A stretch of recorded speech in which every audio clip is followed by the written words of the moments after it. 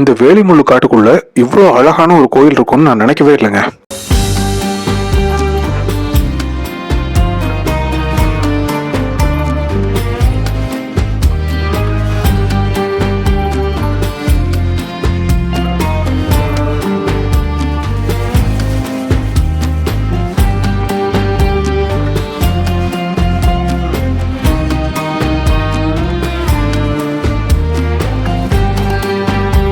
வேற ஒரு கல்வெட்டை படிக்க வந்தப்ப இந்த ஊர் மக்கள் வேலிக்காட்டுக்குள்ள பாறை மேல பெருமாள் கோயில் ஒண்ணு இருக்கு, போய் பாருங்க அப்படின்னு சொன்னாங்க. ஊர் மக்கள் சொன்னது சுவாரஸ்யமா இருந்ததுனால தேடி வந்த கல்வெட்டை விட்டுட்டு பெருமாள் கோயிலை தேடி கிளம்பியாச்சு. முதல் தடவை இங்க வந்தப்ப பாதை தெரியாம கேட்கறதுக்கு ஆளும் இல்லாம கொஞ்சம் சுத்தி சுத்தி தான் வர வேண்டியதா போச்சு. ஆனா இந்த கோயிலுக்கு இன்னொரு ஈஸியான வழியும் இருக்கு. இந்த இடத்த பத்தி சொல்றப்ப அதை விளக்கமா சொல்றேன்.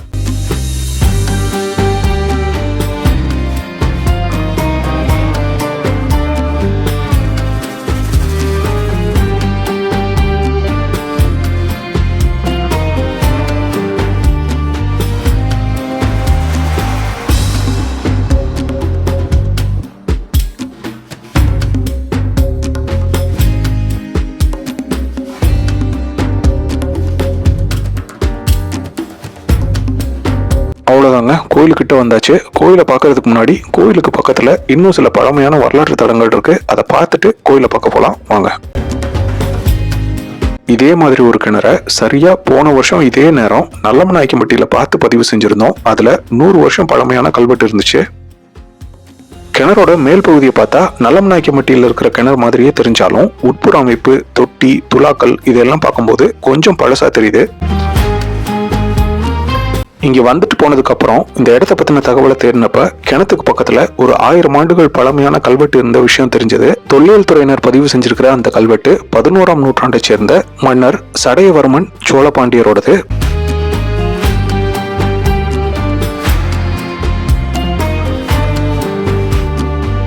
ஸ்ரீ கோச்சடைய பன்மரான உடையார் ஸ்ரீ சோழபாண்டிய தேவர்க்கு யாண்டு 23வது ராஜராஜ பாண்டி நாட்டு மதுராந்தக வடநாட்டு அப்படின்னு போட்டு அடுத்த வரிகள் செதஞ்சிருக்கு. இதுல இருந்து 1000 வருஷத்துக்கு முன்னாடி இந்த பகுதியோட பேரு ராஜராஜ பாண்டி நாட்டு மதுராந்தக வடநாடு அப்படிங்கிற செய்தியை புரிஞ்சுக்க முடியுது. இந்த இடத்துல ஒரு பாறையில இருந்த அந்த கல்வெட்டு பாறைக்கு வெடி வைக்கும் போது சுத்தமா செதஞ்சு அழிஞ்சு போயிருச்சு.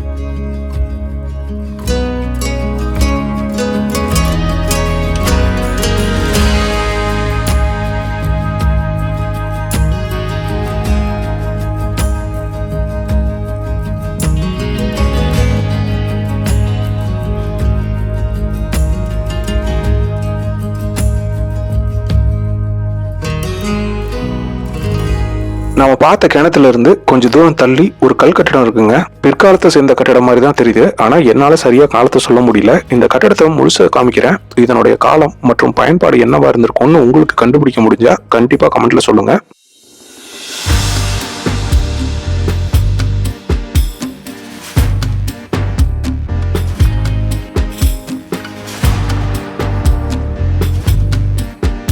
விருதுநகர் மாவட்டம் சாத்தூர் வட்டத்தை சேர்ந்த கோல்வார்பட்டியில் இருக்கிற கல்வெட்டை பார்க்கறதுக்கு தான் நானும் ரவிச்சந்திரன் சாரும் வந்தோம்.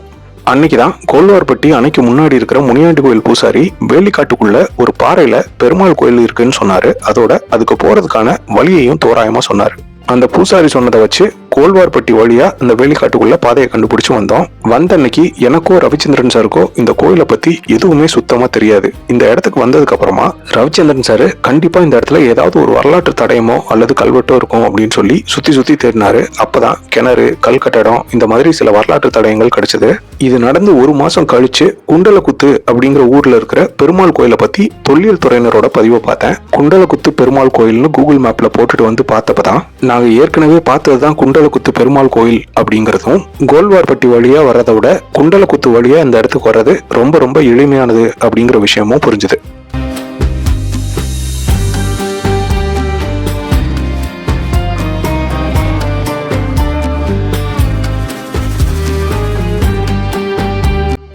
கிணறு, கல் கட்டடம், கிணத்துக்கு பக்கத்துல இருந்து இப்போ அழிஞ்சு போன கல்வெட்டு, இங்க காணப்படுற பானை ஓடுகள் இதெல்லாம் வச்சு பார்த்தா இந்த இடம் பல நூற்றாண்டுகளா மக்கள் வாழ்ந்த பகுதியா இருந்திருக்கலாம் அப்படின்னு புரியுது. ஆனா என்ன காரணத்தினால மக்கள் இந்த இடத்த கைவிட்டாங்க அப்படின்னு புரியல.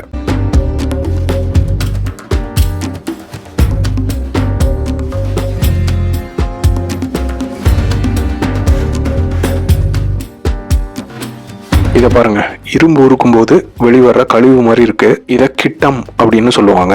இந்த இடத்த சுத்தி நிறைய இந்த மாதிரி கிட்டக்கல் கிடக்குது.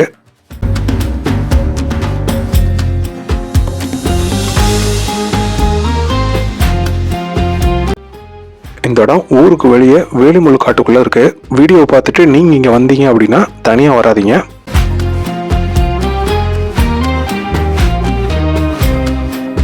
விருதுநகர் மாவட்டம் வறட்சியான பகுதி அப்படின்னு சொல்றாங்க. ஆனா நிறைய இடத்துல இந்த மாதிரி தண்ணியோட இருக்கிற கிணறுகள் கைவிடப்பட்டு கிடக்கிறத பார்த்தா மனசு கொஞ்சம் கஷ்டமா தான் இருக்கு.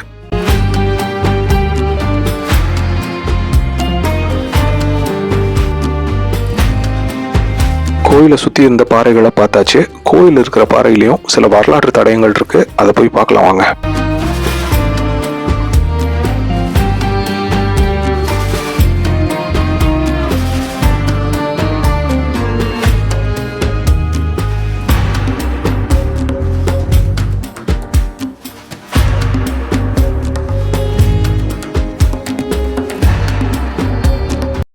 ரொம்ப அழகான இடம், அழகான கோயில் கூட. ஆனா வெயில் அடிக்கும் போது வந்தா கொஞ்சம் கஷ்டம்தான்.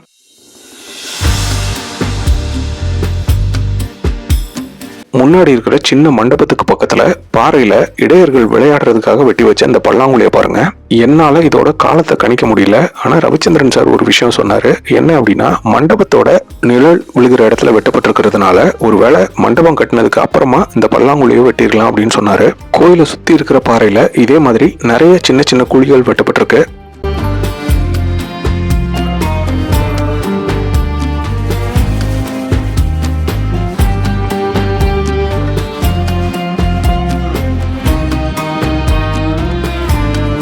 இந்த குண்டலகுத்து பெருமாள் கோயில் கட்டப்பட்டு 200 இருந்து 400 ஆண்டுகள் இருக்கலாம். ஆனா தொல்லியல் துறையினர் 1000 வருஷத்துக்கு முன்னாடி இங்க இருந்த மகாதேவர் கோயிலுக்கு ஆடுகள் தானமா வழங்கப்பட்ட செய்தியை பதிவு செஞ்ச கல்வெட்டு ஒண்ணு இங்க இருக்கிறதா பதிவு செஞ்சிருக்காங்க.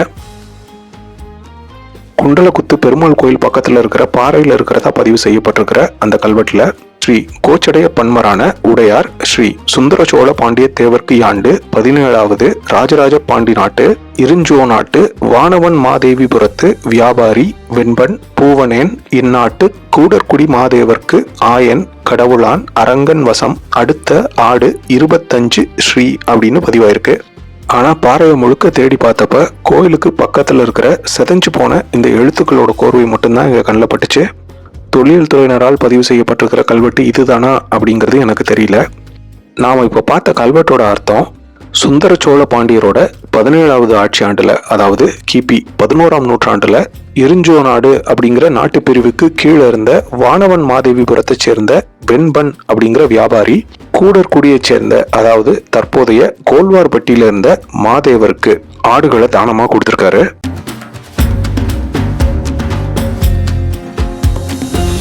பொதுவா வரலாற்று இடங்கள்ல கிறுக்கி வச்சிருக்கிறத பார்த்தா கோவம் வரும். ஆனா இங்க கிறுக்கி வச்சிருக்கிறவங்களுக்கு இப்போ குறைஞ்சது 50 வயசு இருக்கும்னு நினைக்கிறேன். அதனால என்ன சொல்றதுன்னு தெரியல.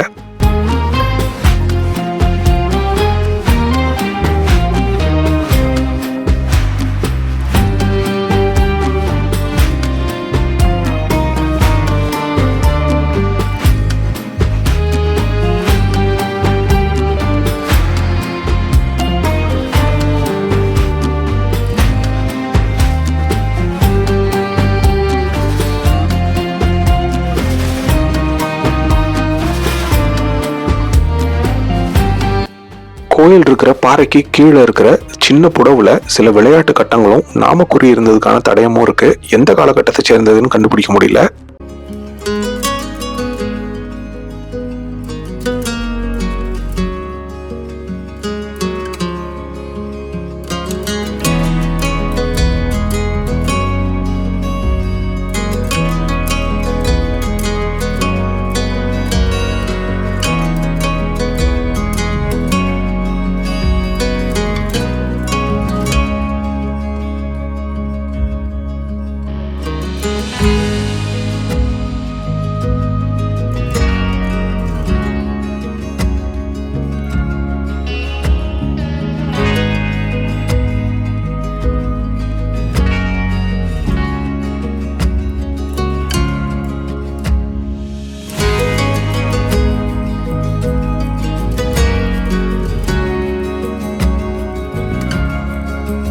கோயில் பூட்டி இருந்ததுனால வெளிப்புற அமைப்பை வச்சுதான் 200 இருந்து 400 ஆண்டுகள் பழமையானதா இருக்கலாம் அப்படின்னு சொன்னோம். ஆனா இந்த இடம் தொடர்ந்து 1000 ஆண்டுகளுக்கு மேல பயன்பாட்டில் இருந்ததுக்கான சான்று இங்க இருந்து சிதைஞ்சு போன சுந்தர சோழ பாண்டியரோட கல்வெட்டுகள் தான். இந்த வீடியோ உங்களுக்கு பிடிச்சிருந்தா ஒரு லைக் கொடுங்க. இந்த மாதிரி வரலாற்று செய்திகளை தொடர்ந்து தெரிஞ்சுக்கிறதுக்கு நம்மளோட சேனலை சப்ஸ்கிரைப் பண்ணி வச்சுக்கோங்க.